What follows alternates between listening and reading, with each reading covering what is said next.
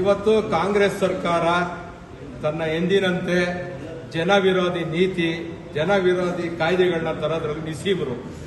ಇವತ್ತು ಬರೀ ಲಾಲ್ಬಾಗ್ ಒಂದೇ ಅಲ್ಲ, ಇಡೀ ಬೆಂಗಳೂರಲ್ಲಿರುವಂತಹ ಎಲ್ಲಾ ಪಾರ್ಕ್ಗಳು, ಆಟದ ಮೈದಾನಗಳು, ಸಿಎ ಜಾಗಗಳಿಗೆ section 5 of the town country planning act 1976 ಆಕ್ಟ್ಗೆ ಒಂದು ತಿದ್ದುಪಡಿ ತರ್ತಾ ಇದ್ದಾರೆ. ಏನಿದು ತಿದ್ದುಪಡಿ? ಯಾರು ಬೇಕಾದ್ರೂ ಗುತ್ತಿಗೆಗೆ ತಗೊಬಹುದು, ಯಾರಿಗ್ ಬೇಕಾದ್ರೂ ಕೊಡ್ಬೋದು, ಯಾರಿಗ್ ಬೇಕಾದ್ರೂ ಮಾರ್ಬೋದು ಅಂತ ಒಂದು ನೀತಿಯನ್ನ ಶುರು ಮಾಡಿದ್ದಾರೆ. ಇದೇನು ಹೊಸದೇನಲ್ಲ ಕಾಂಗ್ರೆಸ್ದು. ಹಿಂದೆ ಎಸ್.ಎಂ. ಕೃಷ್ಣ ಅವರು ಮುಖ್ಯಮಂತ್ರಿ ಇದ್ದಾಗ ಬೆಂಗಳೂರಲ್ಲಿ ಇದ್ದಂತ ಎಲ್ಲ ಆಟದ ಮೈದಾನಗಳನ್ನ ಲಾನ್ ಟೆನ್ನಿಸ್ ಕ್ಲಬ್ ಅವ್ರು ಕೊಟ್ಟುಬಿಟ್ಟಿದ್ರು, ಇಲ್ಲಿ ನೀವು ಟೆನ್ನಿಸ್ ಆಡೋದಕ್ಕೆ ಕಲಿಸಿ ಅಂತ. ಅವತ್ತು ಇದೇ ನಮ್ಮ ಬಿಜೆಪಿ ಅವರು ಹೋರಾಟ ಮಾಡಿ ನಾವು ಅವತ್ತು ಆ ಕಾಯ್ದೆಯನ್ನ ವಿರೋಧ ಮಾಡಿದ್ವಿ. ಈಗ ಬೆಂಗಳೂರಲ್ಲಿ ಇರುವಂತ ಎಷ್ಟೋ ಆಸ್ತಿಗಳು 99 ವರ್ಷಕ್ಕೆ ಕೊಟ್ಟಿರುವಂತ ಆಸ್ತಿಗಳಲ್ಲಿ ಇಲ್ಲೇ ನಮ್ಮ ಉಮೇಶ್ ಶೆಟ್ಟಿ ಇದ್ದಾರೆ, ಒಂದು ಸಮಿತಿ ಮಾಡಿದ್ವಿ. ಫ್ರೇಜರ್ ಟೌನ್ ಅಲ್ಲಿ 3.25 ಎಕರೆ ಜಾಗವನ್ನ 25 ಪೈಸಾ ಒಂದು ಎಕರೆಗೆ ಒಂದು ವರ್ಷಕ್ಕೆ ಅಂತ ತೀರ್ಮಾನ ಮಾಡಿದ್ದಾರೆ.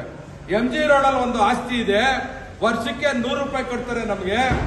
ಅವರು ತಿಂಗಳಿಗೆ 25 ಲಕ್ಷ ರೂಪಾಯಿ ಬಾಡಿಗೆ ಬರಂಗ್ ಮಾಡ್ಕೊಂಡಿದ್ದಾರೆ. ನಾವು ಕೊಟ್ಟರ ಆಸ್ತಿಗಳನ್ನೇ ವಾಪಸ್ ತಗೊಳಕ್ ಆಗ್ತಾ ಇಲ್ಲ. ಇವತ್ತು ಮಹಾರಾಜ ಕಾಂಪ್ಲೆಕ್ಸ್ ಆಗಿರ್ಬೋದು, ದಿವ್ಯಶ್ರೀ ಚೇಂಬರ್ಸ್ ಆಗಿರ್ಬೋದು, ಮಿಲ್ಲರ್ ಟ್ಯಾಂಕ್ ಅಲ್ಲಿ ಕೊಟ್ಟಿರೋಂತ ಲೀಸ್ ಕೊಟ್ಟಿರೋಂತ ಆಸ್ತಿಗಳು ಎಲ್ಲ ಸ್ವಂತ ಆಗಬಿಟ್ಟಿದೆ. ಆ ರೀತಿ ಇವತ್ತು ನಾನು ಸರ್ಕಾರಕ್ಕೆ ಕೇಳೋದು ಇಷ್ಟೇ, ನೀವು 5% ಅಂತ ಹೇಳ್ತಾ ಇದ್ರಲ್ಲ, ಯಾರು ಲೆಕ್ಕ ಹಾಕೋರು, ಯಾರು ಅಳತೆ ಮಾಡೋರು? ಈಗಾಗಲೇ ಆ ಟನಲ್ ರಸ್ತೆಗೋಸ್ಕರ ಈ ಒಂದು ತಿದ್ದುಪಡಿ ತಂದಿದ್ದೀರಾ. ಹೆಬ್ಬಾಳ್ ಕೆರೆನ 3.25 ಎಕರೆ ಯಾರಿಗೂ ಹೇಳಿಲ್ಲ ಕೇಳಲಿಲ್ಲ, ಅಲ್ಲಿ ಕೆಲಸ ಶುರು ಮಾಡಿದೀರಾ. ನಾವು ಅವತ್ತಿಂದ ಹೇಳ್ತಾ ಇದೀವಿ, ಬೆಂಗಳೂರು ನಾಗರಿಕರು ಕೇಳ್ತಾ ಇದ್ದಾರೆ, ನೀವು ನಮ್ಮನ್ನೆಲ್ಲ ಕೇಳಿ ಗಮನಕ್ಕೆ ತಗೊಂಡು ರೆಸಿಡೆಂಟ್ ವೆಲ್ಫೇರ್ ಅಸೋಸಿಯೇಷನ್ ಹತ್ರ ಮಾತಾಡಿ ಮಾಡಿ ಅಂತ.